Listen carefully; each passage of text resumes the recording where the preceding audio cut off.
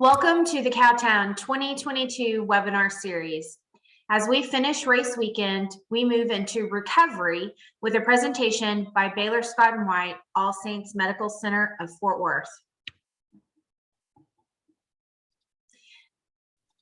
Thank you for helping Cowtown in our mission.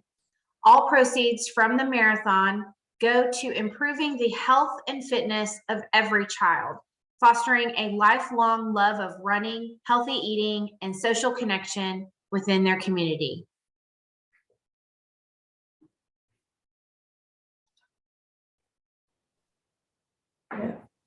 Hi, this is Jen Miller and Rachael Cook. We are doing a presentation today. We are from Baylor Scott and White Rehab. We're going to be doing a presentation on how to recover after a race from a physical therapist perspective. So just a little bit about us before we get started. Again, I'm Jen Miller. I'm a physical therapist with Baylor Scott and White. And I did this presentation at the expo this past Saturday. So a lot of this information you will be seeing again. And this will also go out in an email, and you'll be able to ask us questions after it's sent out. A little bit more about me. I have been in the running arena for quite a while. So I can talk from a perspective from not only a therapist, but participator. I've done Boston, I've done the Cowtown multiple times, lots of marathons, ultra marathons, got a little bit involved with Ironman, which has been interesting. So I can go a little bit more about the recovery aspect. A little bit about my education. I have a Bachelor of Arts degree with distinction in psychology from OU, Bachelor of Science in Physical Therapy from OU, and I'm a board certified specialist in orthopedic physical therapy for the past 10 years. I treat orthopedic and sports injuries, and I also am certified in trigger point dry needling. So I'll let Rachael talk about herself. Yeah, so I'm Rachael. I'm the other physical therapist here at Baylor Fossil Creek. I've been running for over 10 years now, which doesn't seem right, but it's true. I've done some half marathons, 10Ks, 5Ks, you name it, probably done it around here. I also have a bachelor's degree in psychology, and I got my doctorate of physical therapy from UNT Health Science Center, which is also part of Cowtown. So I've volunteered there since 2014. So if you've been anywhere around the finish line, you've probably seen me. And I also treat a lot of orthopedic injuries, and I also do dry needling. Okay, so to get started, I thought it would be pretty cool to have a quote from Pre and of why runners do what we do. So on why runners run. And it says, you have to wonder at times what you're doing out there. Over the years, I've given myself 1,000 reasons to keep running, but always come back to where it started. It comes down to self-satisfaction and sense of achievement. So you can see American fourth place finisher in 72, Olympic 5,000 meters. So pretty inspirational. I thought it was pretty cool. Okay. So today we're going to go through kind of 5 key points, and we have a few other things towards the end of how to recover after your race. So as you can see here, I'm going to plug a little bit about recovery planning comes before the race, which if you've already run, it's too late, but we'll go through that anyway.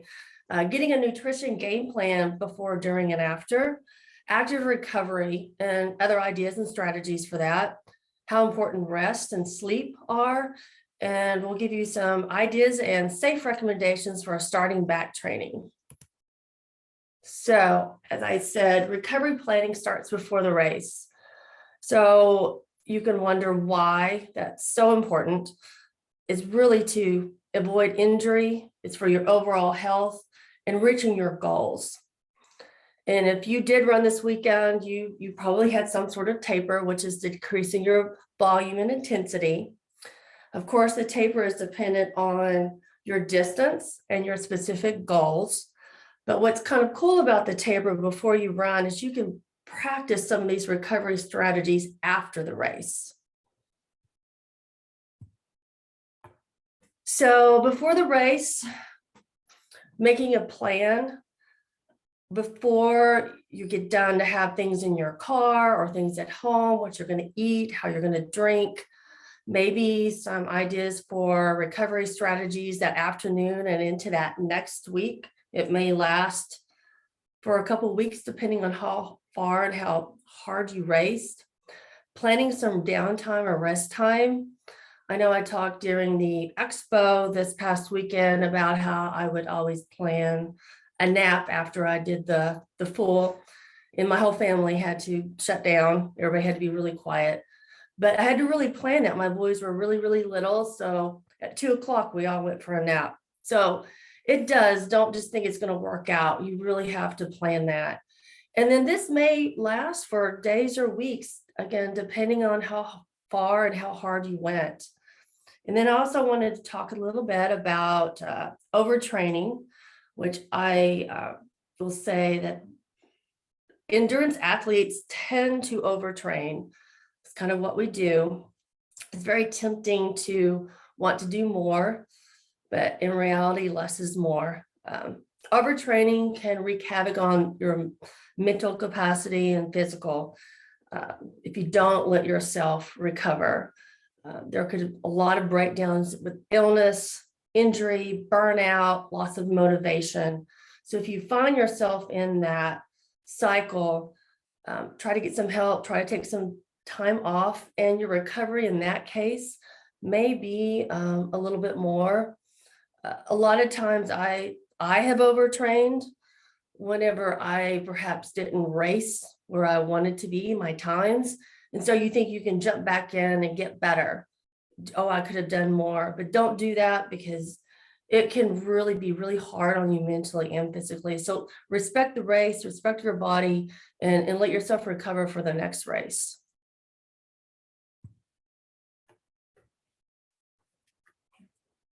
Yeah, absolutely.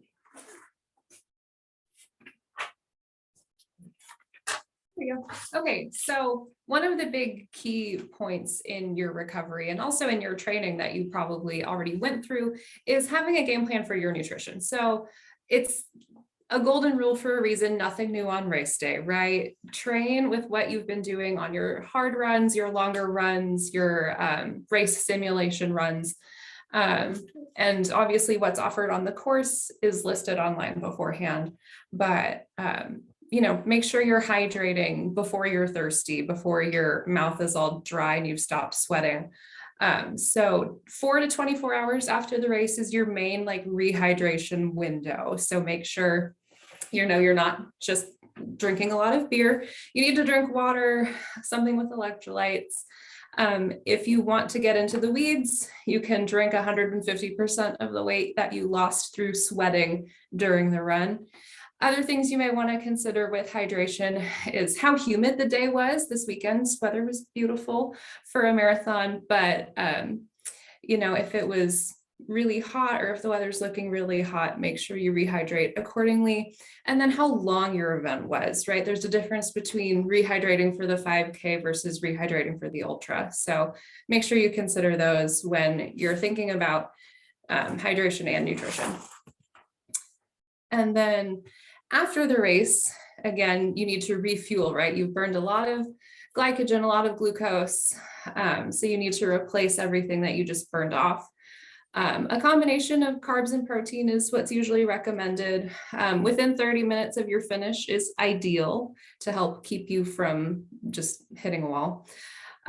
So you want to look for kind of double the amount of carbs compared to protein in terms of grams, or roughly 40 grams of protein total for a regular adult.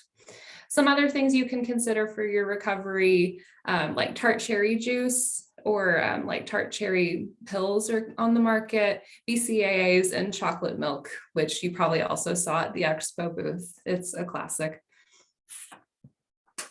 And then the biggest thing I would make sure to tell people as they were crossing the finish line of the marathon is you have to keep moving, okay? Do not sit down, don't sit on the curb, find your loved ones, hug them, and then keep walking. Gentle stretching and moving after the race is totally acceptable. Just to keep you from locking up, right? If you've got a lot of lactic acid buildup, you don't want to just cramp as soon as you stop moving. If you can stand it, I can't, but if you can, an ice bath is proven to be helpful with some of the soreness and how fatigued you feel after the race.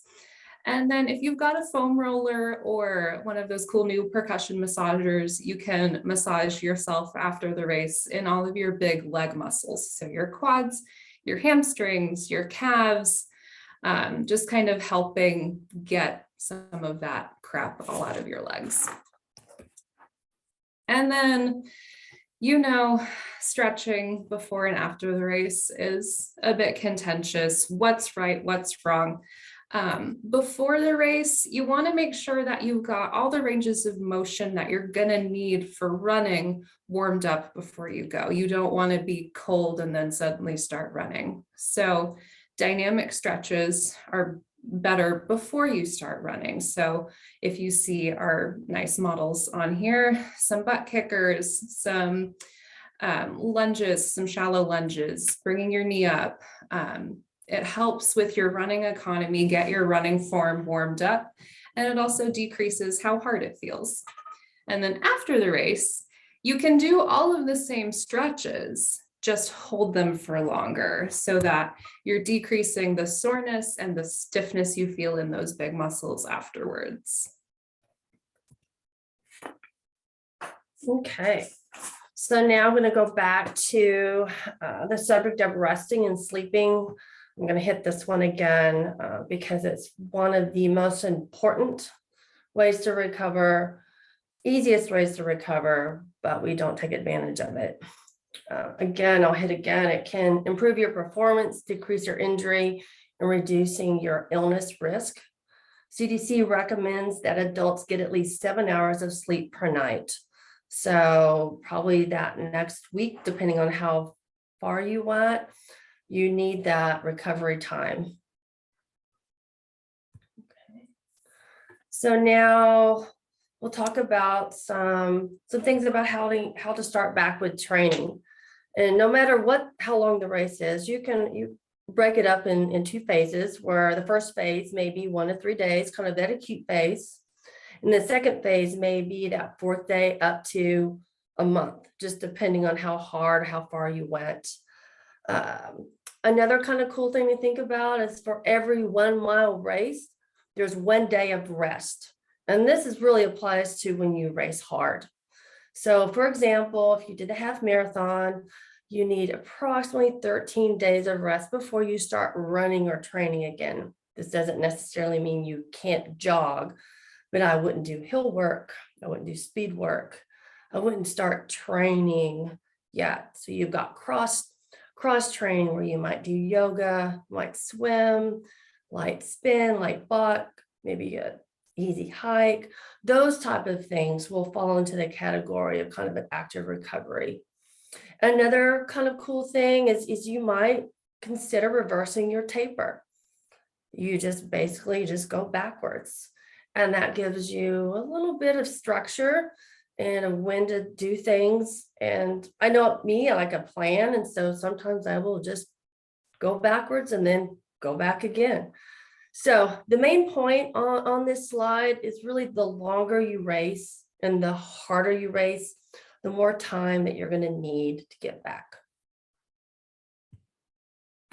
So the next slide here is what happens when you hurt after the race, when you start having pain during the race and you gutted it out and now your knee really hurts. So obviously don't run if you have pain. Try to find some alternatives, like I had mentioned before. I know myself, runners are very stubborn. You have a plan, you want to get it done, but don't do it. Give yourself some time to heal.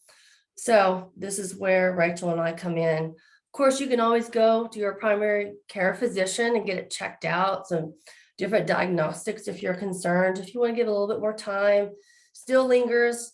Of course, I'm a little biased. Rachel and I are biased because we're both physical therapists. You come see us. This is what we do. We're movement experts. Another cool thing, the past about 2.5 years in the state of Texas, you guys can come and see us without a physician referral, which is awesome. And I will talk a little bit more about what a physical therapist does, what we can treat, and we'll talk a little bit more about direct access. So who are we? What do we do? If you've never seen a physical therapist before, why would you need one? And so what we do, and we have all these things listed here, but mainly transforming society by optimizing movement to improve the human experience. And running is a big part of your life. It's part of what defines who you are. You self-identify as a runner. And so to have the threat of that being taken from you is a big deal. So you can come see us for diagnosis, prevention, education, understanding how you got injured and how you can recover to try and keep this from happening or getting worse, because we want you to keep running too. So also, I wanted to go over some other things that we can treat, not just knees and ankles. We can do sprains and strains, neck pain, back pain, any orthopedic injury, hand, wrist, elbow injuries, balance, dizziness, vertigo issues, pre and post-surgical patients we see all day long, cancer rehab, work-related injuries, and so much more. There are so many things that we can treat, and we wanted to get the word out of what we can do to help. And we'll talk a little bit at the end about how excited we are being part of Cowtown to share what we can do and be a part of a big community event. And going back to the direct access. So this is a way you guys can get to us without a referral. And the biggest thing is it will save you time. It'll save you money. We can get treatment immediately, decrease the medication, and prevent surgery. So I feel like we're underutilized. You guys can come see us, even if it's just a consult. We can give you individualized treatment plans and really get you back on your feet safely in the process if you do have an injury. Okay, we do I'll see a good amount of runners through all of our clinics, not just this location. And we do have clinicians who are specialized in treating runners. We're part of a club together. And so we offer, a little bit above and beyond what we would see for any other patient, including running evaluation with video analysis. Here in our clinic, we can show you, things that we need to work on, things like that. Both of us do dry needling. So if that's something that could help you out, we would offer it. Joint and soft tissue mobilization, again, just working on the injured body part or its surrounding neighbors, and then giving you a specific clinical exercise routine with what we have, but also things to do at home, because you may see us for 1 to 2 hours a week, but you can keep working at recovering when you're at home, the rest of the week. Okay, awesome. So this is our contact information. Rachael and I are located in North Fort Worth. You can certainly email or give us a call if you have any questions. And I'll go ahead and go our list of references that we put together. And then also too, if you guys do have any questions, please do, like I mentioned, reach out to us, let us know, come by and see us at the clinic, give us a call. We did a presentation last year when I had the race in May, and we had a few people email, and that was awesome. We had people in the community that reached out to us. So I really want to encourage anybody that has any questions about what we can do or what we do, or any ideas, that would be amazing. And I also wanted to take the time to thank Cowtown for letting us participate. It was a really full but fun weekend. We were able to be at the booth for Baylor, Scott and White and talk to the community. It was great being out. I was able to speak on stage. That was amazing. Usually I'm the participant. Now I'm on the other side, so that's pretty cool. But really thank you for letting us do this. Do you have anything else? No, Yeah. that's it. Okay. Thanks. Wonderful. Rachel, Jennifer, thank you so much. Runners, we hope you have paid attention, rest, hydrate, get back on the road to training with proper recovery. Thank you so much for joining the Cowtown for our webinar series. We'll see you next time. Bye-bye, y'all. Bye.